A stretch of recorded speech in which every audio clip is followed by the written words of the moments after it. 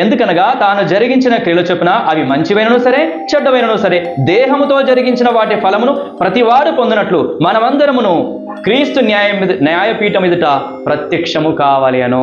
నీ దేహంతో జరిగించిన ప్రతి దానికి అది మంచిది కానీ చెడ్డది వాటి ఫలము ప్రతివాడు పొందినట్లు క్రీస్తు న్యాయపీఠం ఎదుట ప్రత్యక్షం కావాలి. నిలబడతావు జాగ్రత్త. నీ దేహముతో నువ్వేం జరిగిస్తున్నావో అవన్నింటికి అది మంచిది కానీ చెడ్డది కానీ వాటి ఫలాన్ని పొందుటకు క్రీస్తు న్యాయపీఠం ఎదుట ప్రత్యక్షం క్లోజ్ చేశారు.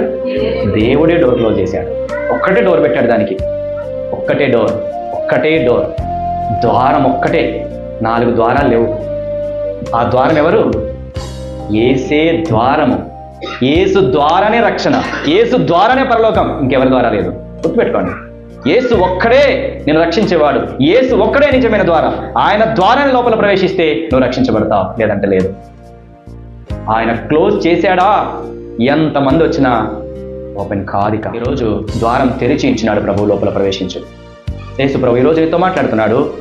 ఆయన ద్వారము తెరిచి ఇచ్చినాడు, లోపల ప్రవేశిస్తే రక్షించబడతావు. ఎలా లోపల ప్రవేశిస్తాము? ప్రభువా నేను పాపిని, నా దేహముతో నా ఇష్టం వచ్చినట్టు బ్రతికాను, ఇష్టం వచ్చినట్టు మాట్లాడాను, ఇష్టం వచ్చినట్టు చేశాను, నన్ను క్షమించు. అంతే. నువ్వు చేయాల్సింది ఒక్కటే. నీ డబ్బు అడుగుతలేడు దేవుడు, నీ భూములు జాగాలు అడుగుతాడు, నీ గొర్రె మేకలు అడుగుతలేడు, నీ హృదయాన్ని ఇవ్వమంటున్నాడు.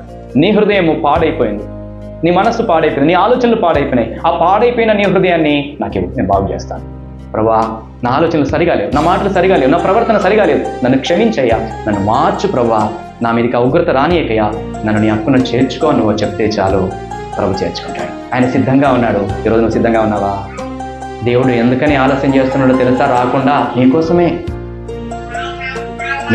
ఆలస్యం చేస్తున్నాడు దేవుడు వస్తే నువ్వు ఎత్తబడకపోతే నరకానికి వెళ్ళిపోతావు. కాబట్టి మనం ఏం చేయాలా? ఇప్పుడు బుద్ధి తెచ్చుకోవాలా.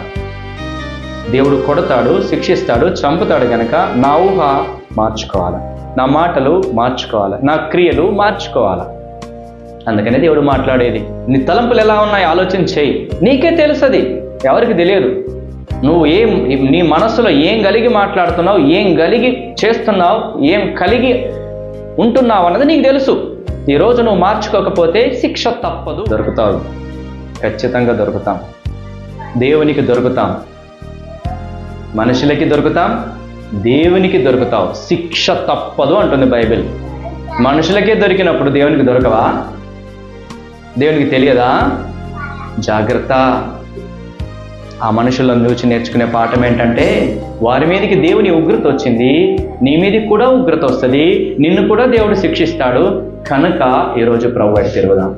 నీ ఊహ ఎలా ఉంది, నీ ఆలోచనలు ఎలా ఉన్నాయి, అవి మార్చుకో. ఈరోజు దైవ సేవకుని మాట వినండి, బైబిల్ మాట వినండి.